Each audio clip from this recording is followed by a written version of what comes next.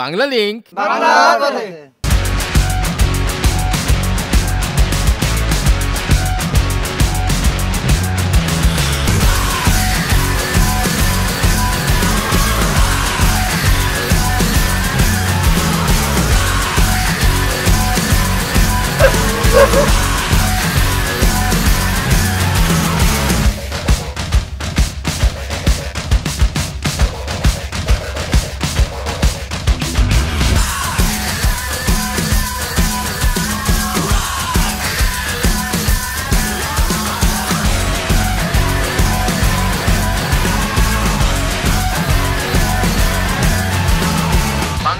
বাংলার পথে।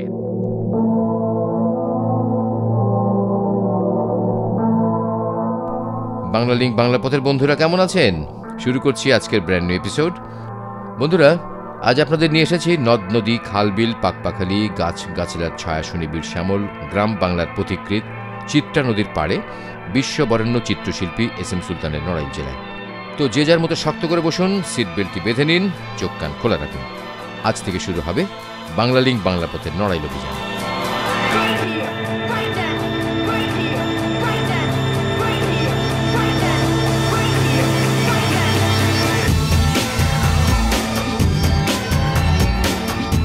নড়াইল শহর এবং তার আশপাশ দেখতে দেখতে জেনে নিন এই জেলার কিছু সাধারণ তথ্য। ঐতিহাসিক নীল বিদ্রোহ ও তেভাগা আন্দোলনের জন্য বিখ্যাত বাংলাদেশের একটি ছোট্ট জেলার নাম নড়াইল। খুলনা বিভাগের আওতাধীন এই জেলার উত্তরে মাগুরা, দক্ষিণে খুলনা ও বাগেরহাট, পূর্বে ফরিদপুর ও গোপালগঞ্জ এবং পশ্চিমে যশোর জেলা অবস্থিত। নড়াইলের আয়তন ৯৯.23 বর্গ কিলোমিটার, লোকসংখ্যা প্রায় ৬,৪৫,০০০, শিক্ষার হার ৫০% ওপরে। এ জেলায় আছে ৩টি উপজেলা, একটি নতুন থানা, ২টি পৌরসভা, ৩৭টি ইউনিয়ন এবং ৪৪৯টি গ্রাম। উপজেলা ৩টি হচ্ছে নড়াইল সদর, কালিয়া ও লৌহগড়া। প্রাচীনকালে এই অঞ্চল বিশাল জলাশয়ের মধ্যে দ্বীপের মতো ছিল। বাদাবন মানে সুন্দরবন একসময় এই অঞ্চল পর্যন্ত বিস্তৃত ছিল। পূর্বে নড়াইল ছিল বৃহৎ যশোর জেলার অন্তর্গত একটি মহকুমা। ১৮৬১ সালে নড়াইল থানায় উন্নীত হয়। প্রশাসনিক বিকেন্দ্রীকরণের ফলে ১৯৮৪ সালে নড়াইল জেলার মর্যাদা পায়। এ জেলার নামকরণ রূপকথার মতো। কিংবদন্তি আছে, নড়াইলের জমিদারদের আদি পুরুষ মদন গোপাল দত্ত সপরিবারে নৌকায় ঘুরতে ঘুরতে কিসমতপুরী গ্রামে আসেন। সেখানে তিনি কচুরি পানার ওপর একজন ফকিরের নড়ি বা লাঠি হাতে ধ্যান করতে দেখেন।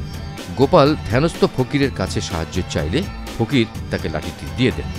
লাঠির বলে গোপালের দিন বদলে যায়। গোপাল সেই কিসমতপুরী গ্রামের নাম নড়ির নামে নড়াল রাখেন। সেই নড়াল থেকেই নড়াইল। ঢাকা থেকে যশোর হয়ে সড়ক পথে নড়াইলের দূরত্ব ৩০৯ কিলোমিটার। যেতে সময় লাগে ৫ থেকে ৬ ঘন্টা, ভাড়া ৩০০ টাকার মতো। তবে বর্তমানে ফরিদপুর ভাঙা হয়ে নড়াইল যেতে পারবেন, রাস্তা ভালো। তবে যেদিক দিয়ে যান ফেরি পার হতেই হবে। মধুমতি, চিত্রা, নবগঙ্গা, ভৈরব ও কাজলা এ জেলার প্রধান নদী। বিশিষ্ট জনের মধ্যে চিত্রশিল্পী এস এম সুলতান, বীরশ্রেষ্ঠ নূর মোহাম্মদ, কমিউনিস্ট নেতা হেমন্ত সরকার, অমল সেন, নৃত্যশিল্পী উদয় শঙ্কর, সেতার বাদক রবি শঙ্কর, সাহিত্যিক নিহার রঞ্জন গুপ্ত, সুরকার কমল দাশগুপ্ত, সুবল দাশগুপ্ত, আইনজীবী যদুনাথ মজুমদার, কবিয়াল বিজয় সরকারের নাম এ মুহূর্তে মনে পড়ছে। মহান স্বাধীনতা যুদ্ধে নড়াইল ৮ নম্বর সেক্টরের অধীন ছিল। বাংলা লিংক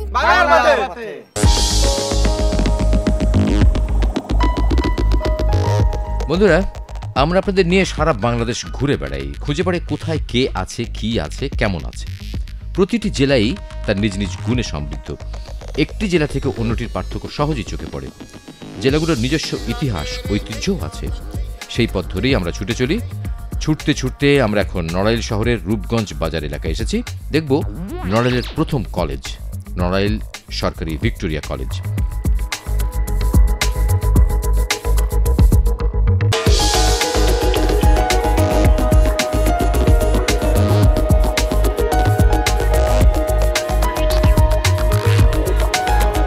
নড়াইলের জমিদার রামরতন রায় ১৮৫৭ সালে নড়াইল কলেজের স্কুল প্রতিষ্ঠা করেন।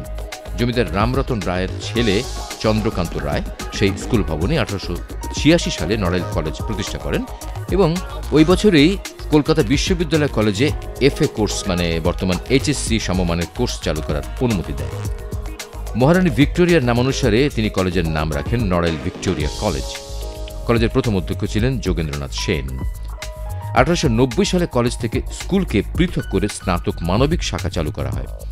1947-এর দেশ বিভাগের পর কলেজটি আর্থিক অনটনে প্রায় বন্ধ হওয়ার জোগাড় হলে স্থানীয় ব্যক্তিবর্গের উদ্যোগে তা চালু রাখা হয়। 1964 সালে আইকম, 1966 সালে বিকম এবং 1967 সালে কলেজে বিএসসি কোর্স চালু করা হয়। 1980 সালের 1 মার্চ এই কলেজ সরকারিকরণ হয় এবং নাম হয় নড়াইল সরকারি ভিক্টোরিয়া কলেজ। এই কলেজের মোট শিক্ষার্থীর মধ্যে 40% মেয়ে। দেখছেন সেই নড়াইল সরকারি ভিক্টোরিয়া কলেজ। বন্ধুরা, অনেক কথা হলো, এবার আসুন গত পর্বের কুইজের কথা বলি। গত পর্বের কুইজ ছিল ঢাকা থেকে সড়ক পথে নেত্রকোনার দূরত্ব কত কিলোমিটার। এর সঠিক উত্তর 159 কিলোমিটার। এবারে 4642টি SMS এর মধ্যে সঠিক উত্তর এসেছে 4316টি, যার মধ্যে থেকে ভাগ্যবান বিজয়ী হয়েছেন নরসিংদীর কাউরিয়া পাড়ার খালেদা আক্তার লুনা। কংগ্রাচুলেশনস।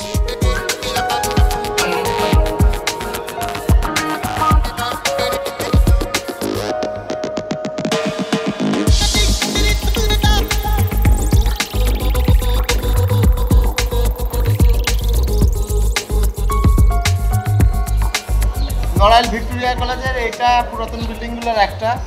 আর নড়াইলের কথা উঠলে SM সুলতানের কথা মনে আসে, তবে SM সুলতান এই কলেজে লেখাপড়া করেননি। বাংলা লিঙ্ক নড়াইলের জমিদার রামরতন রায় 1857 সালে নড়াইলে যে কলেজিয়েট স্কুলটি প্রতিষ্ঠা করেন তা পরবর্তীতে কলেজে উন্নীত হয়, কিন্তু সেই স্কুলটি এখনও আছে। নড়াইল সরকারি ভিক্টোরিয়া কলেজের পাশেই রয়েছে নড়াইল ভিক্টোরিয়া কলেজিয়েট স্কুল। দেখছেন সেই স্কুল। 1857 সালে প্রতিষ্ঠিত নড়াইল ভিক্টোরিয়া কলেজিয়েট স্কুলটি নড়াইলের প্রথম স্কুল। নড়াইলে মোট 16টি কলেজ, 94টি মাধ্যমিক বিদ্যালয়, 22টি নিম্ন মাধ্যমিক বিদ্যালয়, 458টি প্রাথমিক বিদ্যালয়, 85টি মাদ্রাসা, 160টি মক্তব সহ 33টি অন্যান্য স্কুল আছে। এই যে দেখছেন, তিনি জমিদার চন্দ্রকান্ত রায়, এই স্কুলের প্রতিষ্ঠাতা। বাংলা লিঙ্ক নড়াইলের রূপগঞ্জ বাজারের পাশে, মানে নড়াইল ভিক্টোরিয়া কলেজের সামনে রয়েছে চিত্রা নদী। চলেছি সেখানে।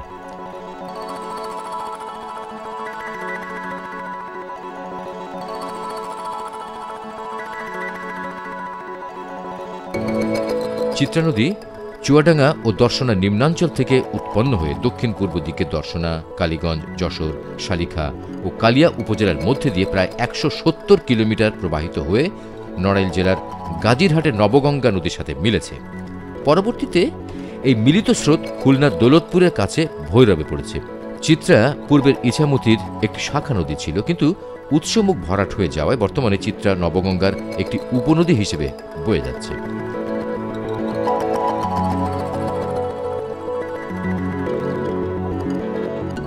(1757 সালে পলাশীর যুদ্ধে নবাব সিরাজউদ্দৌলার পতনের পর নড়াইল জমিদারির পত্তন হয়। এই জমিদারি বংশের রামরতন রায়, মানে রতনবাবু, নড়াইলের উন্নয়ন এবং শ্রীবৃদ্ধিতে অনেক কিছু করেছেন।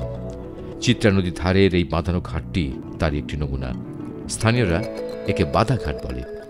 জমিদার রতনবাবু মূলত জমিদার গৃহিণীদের ধর্মীয় বিশেষ পর্বের স্নান এবং প্রতিমা বিসর্জনের জন্য এই ঘাটটি নির্মাণ করেন। তাছাড়া জমিদারদের নৌপথে চলাচলও সে সময় এই ঘাট দিয়েই হতো।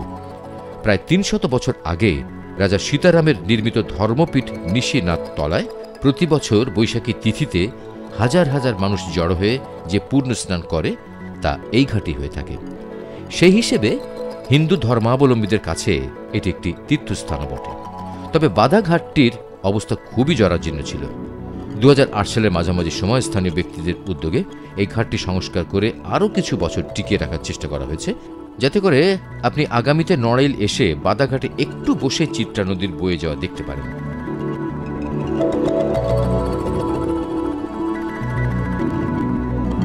বলাই বাহুল্য, এটাই চিত্রা নদী, আর আমি বন্ধু চিত্রা নদীর পাড়ে। বাংলা লিংক, বাংলা লিংক, বাংলার পথে। হ্যাঁ, বিরতির পর আবারও স্বাগতম বাংলা লিংক, বাংলার পথে। বন্ধুরা, আপনারা দেখছেন নড়াইল শহরের বিভিন্ন স্পট। সেই ধারাবাহিকতা এখন আপনাদের নিয়ে চলেছি নড়াইল জমিদার বাড়ি ও তার আশেপাশে জমিদারদের কি স্মৃতি আছে তা দেখাতে। নড়াইল এসে যে কাউকে জমিদার বাড়ি বললেই দেখিয়ে দেবে আপনাকে। আমরা প্রথমে দেখাবো জমিদারের সর্বমঙ্গলা কালী মন্দির।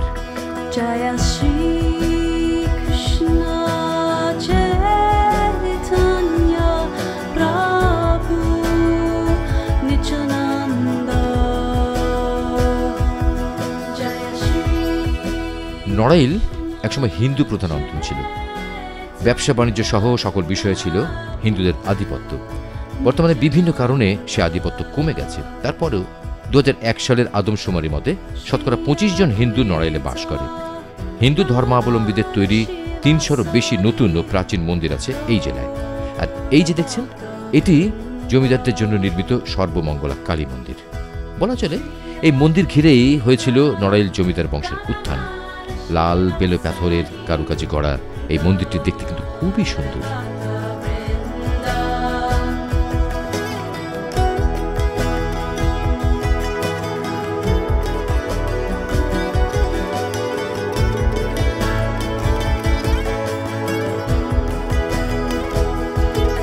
জয় শ্রী কৃষ্ণ চৈতন্য প্রভু নিত্যানন্দ।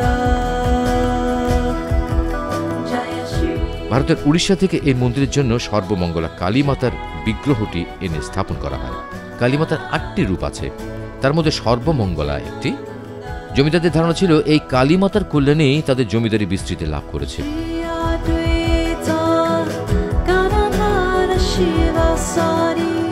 একসময় এখানে ব্যাপক জাঁকজমকের সাথে পূজা অর্চনা হতো।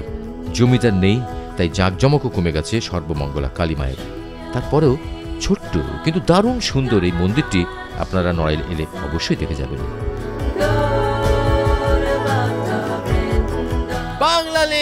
বাংলার পথে এই মন্দিরটির পাশেই ছিল নড়াইল জমিদার বাড়ি। এই যে দেখছেন, এমনই ছিল জমিদার বাড়ির গেটটি, তবে এর উপর সিংহ ছিল। একসময় এই গেট দিয়ে ঢুকলেই চোখে পড়ত প্রাসাদ সমতুল্য 4টি বড় বড় অট্টালিকা। তাকে ঘিরে ছিল আরও 4টি ছোট ছোট দালান। শ্বেতপাথরের বাঁধানো দালানগুলোতে ছিল রঙিন কাঁচের জানালা, লোহার নকশা করা রেলিং, নিপুণ হাতের কারুকাজের দেয়াল, রাজকীয় আসবাব, রংমহলের ঝাড়বাতি সহ চোখ ধাঁধানো অভিজাত সাজসজ্জা। জমিদার চলে যাওয়ার পর এসব তাদের নায়েব দেখাশোনা করত। তারপরে আস্তে ধীরে কিছু লোভী মানুষের চোখ পড়ে এই বাড়িগুলো সহ জমাজমির উপর। তারা বুদ্ধি করে নায়েবের কাছ থেকে লিখিয়ে নেয় যে এই বাড়িগুলো ঝুঁকিপূর্ণ এবং তা ভেঙে ফেলা জরুরি। জমিদার বাড়িটি নিলামে দেওয়া হয়। 1980 সালের দিকে একে একে নিশ্চিহ্ন হয়ে যায় সকল স্থাপনা। কিছু মানুষ টাকার বিনিময়ে দারুণ কারুকার্যময় বাড়িগুলো ভেঙে খুঁড়ে নিয়ে গেছে, বেচে কিছু টাকা পাওয়ার আশা। হায় রে, ইতিহাস কটা টাকার কাছে বারবার কিভাবে হেরে যাচ্ছে ভাবতেই অবাক লাগে। ভবিষ্যৎ প্রজন্মের জন্য যা কিনা সংরক্ষণ করার কথা ছিল, তা কোনো এক অশুভ তাড়নায় নিলামে তুলে দেওয়া হয়েছিল, তার নড়াইলবাসী এখনো বুঝতে পারে না। এই তো সেদিনও এখানে এই জমিদার বাড়িতে শিক্ষা সফরের বাস আসতো, পিকনিক চলত। দূর দূরান্ত থেকে ছুটে আসা ভ্রমণ পিপাসুদের সাথে কথা হতো এলাকার মানুষের। আজ সেখানে পুলিশ লাইন স্কুল, সমাজসেবা অধিদপ্তরের শিশু সদন, আর বাকিটা দখল হচ্ছে মানুষ থাকবে বলে। আমি যে জায়গাটা বসে আছি, এটা জমিদার বাড়ির কোনো একটা অংশের উপরে আমি বসে আছি, হয়তো বা মাঝখানে হতে পারে বা সাইড হতে পারে। তো জমিদার বাড়ি এখন আর নেই, নড়াইলের জমিদার বাড়ি বিলুপ্ত। এই যে দেখছেন মাঠটি, এটি দেখে বোঝার উপায় নাই যে এখানে ছিল নড়াইল জমিদার বাড়ি। এই জমিদারের পূর্বপুরুষ ছিলেন রূপরাম দত্ত। তিনি নাটোরের রানী ভবানীর অনুগ্রহে জমিদারি শুরু করেন। পুরো নড়াইলে কোনো একক জমিদারি ছিল না, তবে এরা ছিল সবচেয়ে প্রতাপশালী। 1947-এর দেশ বিভাগের অনেক আগে থেকেই নড়াইল জমিদাররা কলকাতার কাশীপুরে বিশাল অট্টালিকা তৈরি করেছিল। 1951 সালে দেশের জমিদারি প্রথা উচ্ছেদ হলে জমিদারদের বংশধরেরা একে একে ভারতে চলে যায়, রেখে যায় বিশাল বিশাল প্রাসাদ সমতুল্য বাড়িসহ সারা নড়াইলময় নানান কীর্তিরাজি। বাড়ি ঘর অনেক কিছুই বিলুপ্ত হয়ে যায়, কিন্তু শেষমেশ থেকে থেকে পুকুর বা দিঘি, এইরকম একটা দিঘি, এটাই জমিদারদের, নড়াইল জমিদারদের দিঘি। নড়াইল জমিদারেরা এই এলাকায় 10টি ছোট বড় দিঘি খনন করেছিলেন, এটি তার মধ্যে একটি। সবগুলো দিঘির নাম ছিল যেমন ঝিলপুকুর, পচাপুকুর, কদমতলা, আর এটির নাম জমিদারের দিঘি। তো জমিদারের দিঘি দেখতে দেখতে ঝটপট আমাদেরকে যোগাযোগের SMS নম্বরটি লিখে নিন। লিখুন 01911624736। আমি আবার বলছি 01911624736।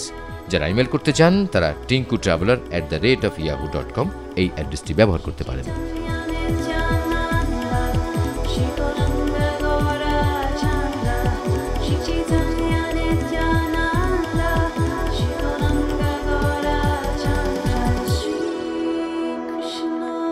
দুপুরের সময় মাছের ঝোল আর ভাত রান্না হচ্ছে, দেখেন তো কি একটা বিপদ। Prabhu Nityananda Jaya Shri Narail এসে খুবই ভালো লাগলো এখানকার মানুষের সহজ সাধারণ হাসি খুশি ব্যবহার দেখে। এই তো সব মিলেমিশে আমরা মাটি মাখা মানুষ, এই তো আমাদের রীতি। বাংলা লিঙ্ক বাংলার পথে।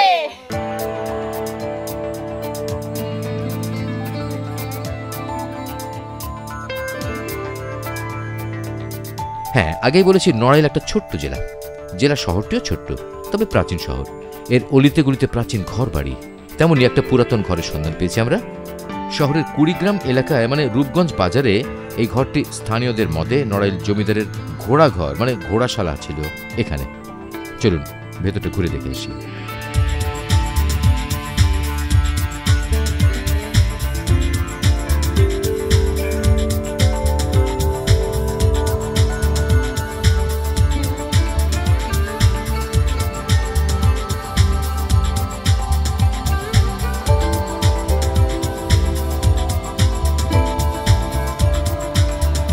ঘোড়াঘর নামের এই দালানটি আসলে ছিল জমিদারদের দাতব্য চিকিৎসালয়। এই কিছুদিন আগেও এখানে ছিল পুলিশ ফাঁড়ি। এখন অযত্ন অবহেলায় কোড়েবর্গা চুনসুরকির গাঁথুনি খসে খসে পড়ছে। কেউ হয়তোবা অপেক্ষা করছে নড়াইল জমিদারের এই ঘরটি কবে নিলামে উঠবে, অল্প দামে খুলে নেবে এক এক করে ইতিহাসের ইট।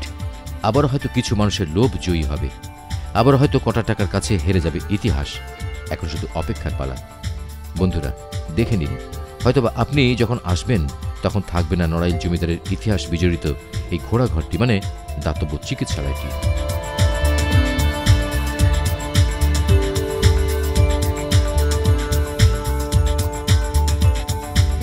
আমরা এখন চলেছি দক্ষিণ নড়াইল। ফকিরের দেওয়া নড়ি বা লাঠির নামে নড়াইলের জমিদারদের আদিপুরুষ মদন গোপাল দত্ত যে কিসমতপুরী গ্রামের নাম নড়াইল রাখেন, এটি সেই গ্রাম। এটাই আসল নড়াইল। বর্তমান নড়াইল শহরটি এখান থেকে বেশ খানিকটা দূরে। বন্ধুরা একটা বিষয় লক্ষ্য করেছেন যে নড়াইল গাছ গাছালিতে ভর্তি, চারিদিকে সবুজ আর সবুজ, বুক ভরে নিঃশ্বাস নেওয়া যায়। আহ, বাতাসে পাতার গন্ধ। বন্ধুরা চলুন আপনাদেরকে নড়াইল জমিদারদের আরেকটা স্মৃতি থেকে ঘুরিয়ে নিয়ে আসি। পুরো নড়াইলে জমিদারদের যে কটি স্থাপনা আস্ত রয়েছে, এই বাড়িটি তাদের মধ্যে অন্যতম। একসময় এই বাড়ির আঙিনায় ময়ূর ঘুরে বেড়াত, নটিদের হাসি ঠাট্টার আওয়াজ ভেসে আসত ভেতর থেকে। সেসব এখন ইতিহাস হয়ে গেছে। তো বাড়িটি দেখতে দেখতে লিখে নিন আজকের কুইজ। প্রশ্নটি হলো, নড়াইল জেলা কোন বিভাগের আওতাধীন? সম্ভাব্য উত্তরগুলো হচ্ছে এ ঢাকা, বি বরিশাল, সি খুলনা। তো সিম্পল প্রশ্নটি আরেকবার জানিয়ে দিই, বলতে হবে নড়াইল জেলা কোন বিভাগের আওতাধীন।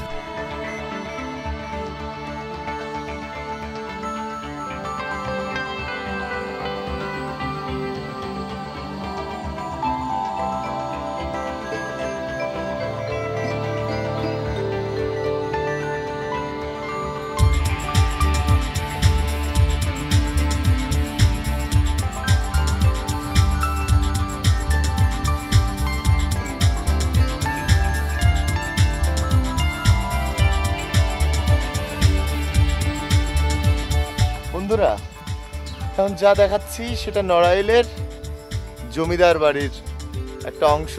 এটা ছিল হচ্ছে বাগান বাড়ি।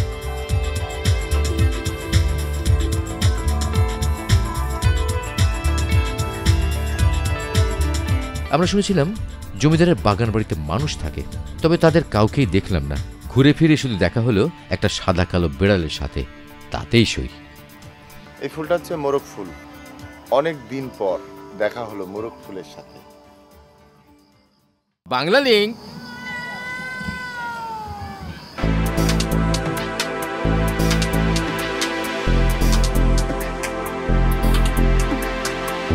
নড়াইলে এসে এর প্রকৃতি দেখে আমরা মুগ্ধ, আবার ইতিহাসের ব্যাপক ধ্বংসযজ্ঞ দেখে আমরা মর্মাহত। তাই চলুন এই পড়ন্ত বিকেলে এমন কোথাও যাই যেখানে ভুলে যাওয়া যাবে সারাদিনের ক্লান্তি অবসাদ। নড়াইল শহরকে ঘিরে আছে এই চিত্রা নদী। যেদিকে যাবেন দেখবেন চিত্রা নদী আছে সেখানে। আর আমরা এখন আছি চিত্রা সেতুর উপরে। বাংলার পথে ঘুরে আমরা যত নদী দেখেছি তার বেশিরভাগের অবস্থাই তেমন একটা ভালো না। তবে চিত্রা নদী কিন্তু ব্যতিক্রম। নদীর পানি কাকচক্ষুর মতো স্বচ্ছ। এই নদীতে একসময় স্বাদের রুই মাছ পাওয়া যেত, অনেকে আবার বললেন ইলিশও নাকি পাওয়া যেত। তাছাড়া বরিশাল খুলনা থেকে লঞ্চ স্টিমার আসতো এই নদী দিয়ে। তবে সেসব এখন ইতিহাস।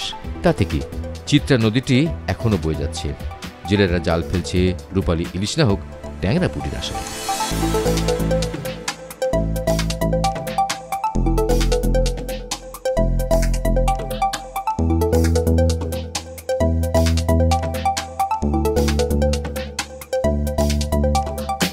নড়াইল শহর থেকে ৩ কিলোমিটার দক্ষিণে গেলেই মাছিমদিয়া, আর সেখানে আছে চিত্রা নদীর উপর চিত্রা সেতু। সেতুটি ২০০৬ সালে তৈরি করা হয়েছে।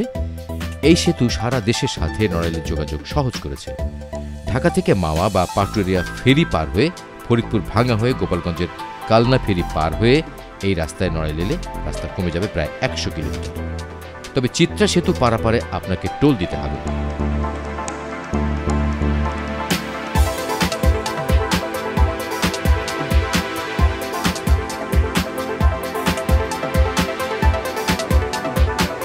তো চিত্রা সেতু দেখেই আমাদের অনুষ্ঠান শেষ হয়ে যাবে।